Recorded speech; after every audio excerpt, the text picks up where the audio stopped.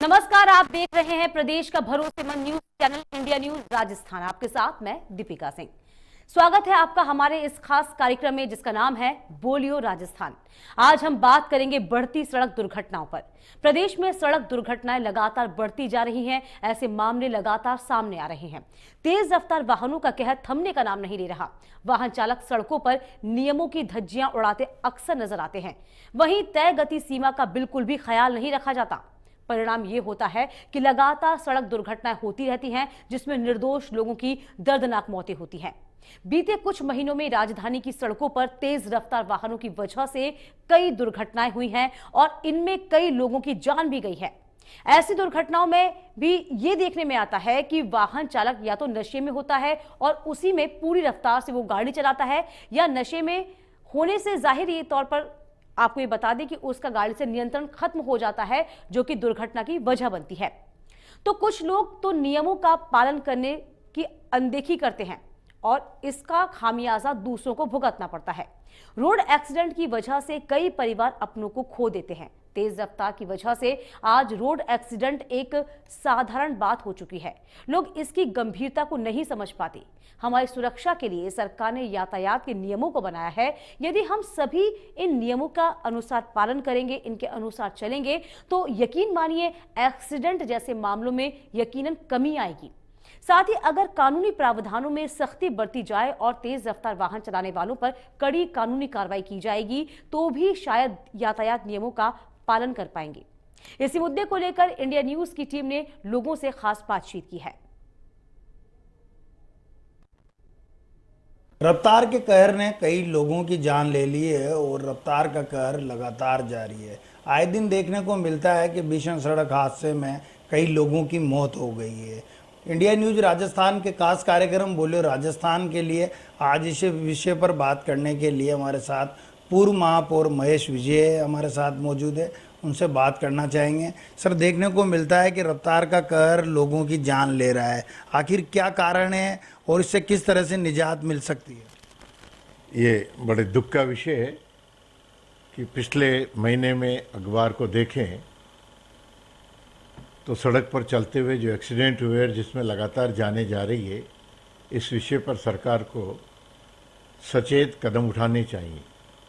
शहरों के अंदर भी स्थिति ये है कि निर्माण कार्य सड़कों के इतने चल रहे हैं, पाइपलाइन की वजह से सड़कें खस्ता हाल हैं। बिना किसी के टकराए भी आदमी गिर रहा है। साथ ही साथ जो कोटा के बाहर के क्षेत्र हैं, यहाँ भी लगातार एक्सीडेंट हो रहे हैं। इसके लिए सरकार को थोड़ी कड़ाई से पालन करना चाहिए, साथ ही साथ अपनी सावधानियाँ भी देनी चाहिए। मैं सरकार से आग्रह करूँगा कि एक मोबाइल गाड़ियाँ कोटा से झालावाड़ रोड, कोटा से बूंदी, कोटा से बारा रोड, हमारी ये घूमे ट्रोले वाले कहीं भी खड़े करते हैं। रात के अंधेरे में धुंधुलके में गाड़ियाँ पीछे से टकरा जाती है। उनकी स्पीड पर कोई कंट्रोल नहीं है। ट्रोला जितना लंबा, जितना मोड़ वाला होता है, कोई नियमों का पालन सरकार करवा नहीं पा रही। सरकार केवल सरकार बचाने में लगी हुई है, आम जनता की सुख सुविधाओं की ओर सरकार का फोकस नहीं है। मैं माननीय मुख्यमंत्री जी को अपील करूंगा कि राजस्थान की जनता आपकी है, केवल विधायक ही आपके नहीं है। और विधायकों से भी आग्रह है कि जनता के प्रति संवेदनशील हो। पर जैसा अखबारों में लगातार सुनने को मिला और अभी राज्यसभा के चुनाव के समय देखने को भी मिला कि विधायकों ने स्पष्ट कहा कि कोई हमारी सुन नहीं रहा। इसके सीधे सीधे उदाहरण ये भी देखने को मिल रहे हैं कि अभी शहर में जो सीवरेज सिस्टम का काम हो रहा है, कहाँ ठेकेदार 4 को किया, 3 को छोड़ गया, 5 को किया, 2 को छोड़ गया, कोई देखने वाला नहीं है। चौराहे के नज़दीक की स्थिति है, उसे कितनी जल्दी करना चाहिए। तो सरकार इस दिशा में ध्यान दें, अपने अधिकारियों को पाबंद करे। जो बहुत तेज़ रफ्तार से चल रहे हैं, जो मोटरसाइकिल पर हीरोपंथी कर रहे हैं, इन पर लगाम लगे, इन पर जुर्माना हो। कठोरता जरूरी है, जनता के सर आजकल देखा गया है कि लोग शराब के नशे में गाड़ी चलाते हैं और के कारण भी काफ़ी एक्सीडेंट होते हैं। इस पर क्या कहना चाहेंगे? पूरा यातायात पुलिस प्रशासन का ध्यान केवल और केवल चालान बनाने तक सीमित है। मोटरसाइकिल पर 3 बैठे नज़र आ जाएं, कार में किसी ने बेल्ट नहीं लगा रखी, इनके चालान करने चाहिए। परंतु यातायात व्यवस्था चौराहे पर अगर आप खड़े हो तो आपका फोकस केवल चालान करना नहीं है, चालान एक सेकंड प्रायोरिटी है। ये भी कठोरता कि उसमें आता है, ये बिल्कुल करना चाहिए। परंतु जो यातायात नियमों की धज्जियां उड़ा रहे हैं उनको रोककर उन्हें पनिश करना भी ज़रूरी है। मैं ऐसी अपेक्षा रखूँगा कि कोटा शहर का यातायात विभाग इस पर अपनी तत्परता रखे, क्योंकि आम जनता ये गुनाह नहीं कर रही। कुछ मंचलों के कारण, कुछ बेवकूफ़ियों के कारण लोग शराब पी के ड्राइविंग कर रहे हैं, तो ये भी कौन देखेगा? आम आदमी तो उससे लड़ नहीं सकता, न उसको पता होता है। एक्सीडेंट के बाद जब हो जाता है स्थिति, वो दूसरे को गिरा देता है, तो स्थिति खतरनाक होती है। पुलिस प्रशासन इस बात को देखे और व्यवस्था करे। सर कई बार देखा गया है छोटी उम्र के बच्चों को वाहन पकड़ा देना, जिनके लाइसेंस तक मौजूद नहीं है, वो तेज स्पीड से गाड़ी चलाते हैं और कई लोगों को दुर्घटनाग्रस्त कर देते हैं। इस विषय पर क्या बात करना चाहेंगे सर? पेरेंट्स बड़ी बड़ी गाड़ियां दिला देते हैं उनको। पेरेंट्स बच्चों को खुद भी इस बात का ध्यान रखें कि छोटे बच्चे हैं, उनको गाड़ियां नहीं दें, परंतु जो गाड़ी लेकर हवा में लहरा रहे हैं उन पर कठोर कार्रवाई करनी चाहिए। पुलिस जब भी कठोर कार्रवाई की बात करते हैं तो ले दे के उन बच्चों को पकड़ती है जो स्कूल जा रहे होते हैं, जो सड़क पर लहरा कर गाड़ी चला रहे हैं, जो हीरोपंती कर रहे हैं, वो तो पुलिस को चकमा देकर भाग रहे हैं।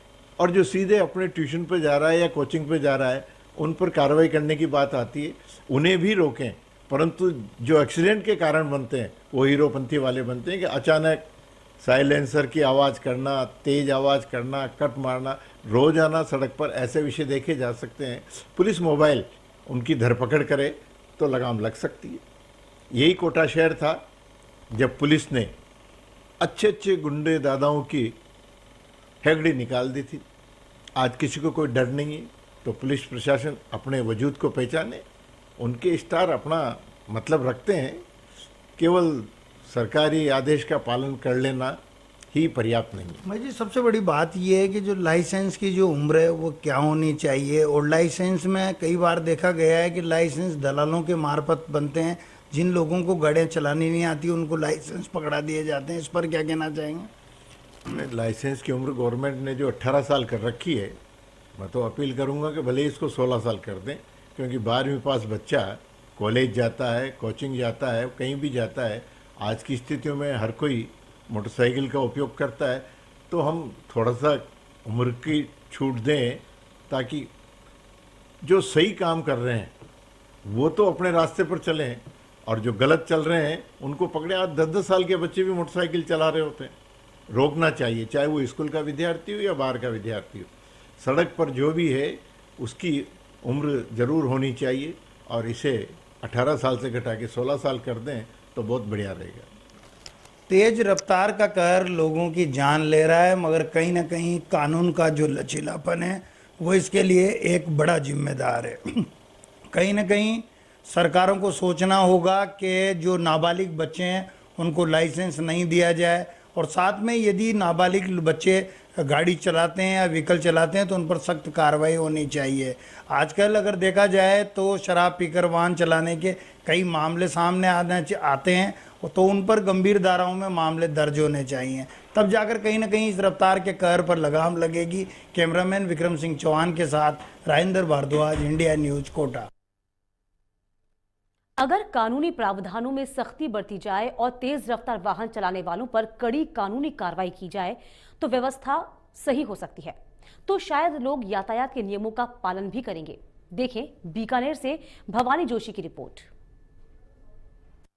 सड़क का कहर जारी है। प्रतिदिन सैकड़ों लोग मौत के मुंह में जा रहे हैं, कहीं घायल हो रहे हैं और दुर्घटना इतनी कल सालासर के पास दुर्घटना हुई जिसमें 4 लोग मारे गए और प्रदेश में इस तरह से रोज दुर्घटना हो रही है और स्पीड के कारण हो या लापरवाही हो या शराब पी के वाहन चलाते हैं जिसके कारण लोगों की मौतें हो रही है। उसको रोकने के किस तरह से प्रयास किए जाने चाहिए, लोगों में किस तरह से जागृति आनी चाहिए। हमारे साथ कुछ लोगों की बात करें। जिस तरह से एक्सीडेंट उसको लेकर आप क्या मानते हो? राज्य सरकार के सुरक्षा सप्ताह के तहत गाइडलाइन की पालना आरटीओ द्वारा समय समय पर ड्राइवरों की जांच करनी चाहिए। तेज गति से वाहन चलते उसको रोकना चाहिए, नशे में चलाते उस पर अंकुश होना चाहिए, गाड़ियों के डीएल सर्टिफिकेट वगैरह जांच होनी चाहिए। उसमें एक हिस्सा प्रशासन भी है, सड़कें भी क्षतिग्रस्त है, अतिक्रमण हटने चाहिए। ये सारी चीज़ें पालना होने पर भी अतिक्रमण पर अंकुश लगाया जा सकता है। आप क्या मानते हैं सड़क दुर्घटना में लोग मारे गए, मारे जा रहे हैं, उसको लेकर क्या लोगों ने क्या प्रयास? हमारा ये मानना है कि जिस प्रकार से प्रतिदिन प्रदेश के अंदर और जिले के अंदर भी जो सड़क एक्सीडेंट दुर्घटनाएं हो रही है उनको रोकने के लिए जो मोटर वाहन अधिनियम के अंदर जो संशोधन किया गया है और जो लाइसेंस की जो आयु रखी गई है 18 वर्ष, तो उसके अंतर्गत जो तुलनात्मक रूप से अगर देखा जाए तो उसके जो शर्तें हैं, निर्धारण जो शर्तें हैं, उन शर्तों को इस तरह से पूरा कड़ाई के साथ पालन किया जाना चाहिए और उसके बाद में जो अवयस्क जो लोग हैं उनको एक तो लाइसेंस दिया नहीं जाना चाहिए। नंबर दो में ये है कि तो शराब पी करके जो लोग गाड़ी चलाते हैं उनके ऊपर पूरी तरह से अंकुश होना चाहिए और जो भी ट्रैफिक पॉइंट्स हैं उन ट्रैफिक पॉइंट्स के ऊपर इस तरह से उनको रोक करके पूरी तरह से उनकी जांच की जानी चाहिए और जो भी दोषी व्यक्ति उनके खिलाफ पूरी तरह से कानूनी कार्रवाई की जानी चाहिए। तभी निश्चित रूप से जो है वो तेज रफ्तार के कारण जिस तरह से एक्सीडेंट होता है, परिवार के खत्म उसको रोकने की किस तरह से स्पीड आज जिस प्रकार राज्य सरकार और प्रदेश की सरकारों ने जिस प्रकार ये सड़कें जो बन रही है इनका जो इतना अच्छा बना रहे हैं, लेकिन इसके कारण जो रखरखाव है इसकी रखरखाव बहुत अच्छे तरीके से हो रही है, लेकिन सबसे बड़ी ओवर स्पीड और लापरवाही यही इसका मुख्य उद्देश्य है। सबसे बड़ा कारण ही इसका ये है, सरकार प्रशासन भी कर रहा है लेकिन इसकी अच्छी तरह पालना नहीं हो पा रही। राज्य सरकार की जो गाइडलाइंस है यातायात नियमों के तहत उनकी पालना सुनिश्चित की जाए इसी तरीके से तो काफ़ी बीकानेर के लोगों का मानना है कि राज्य सरकार की गाइडलाइन सही ढंग से पालन हो तभी जो है सड़क दुर्घटना रोक सकते हैं। वहीं शराब पी के वाहन चलाने वाले हो या और स्पीड वाहन चलाने हो उन पर पूरी तरह से अंकुश लगे। इंडियन न्यूज़ राजस्थान के लिए बीकानेर से भवानी। हमारे खास कार्यक्रम बोलियो राजस्थान में आज के लिए बस इतना ही। वक्त छोटे से ब्रेक का, ब्रेक के उस पार भी खबरों का सिलसिला लगातार जारी।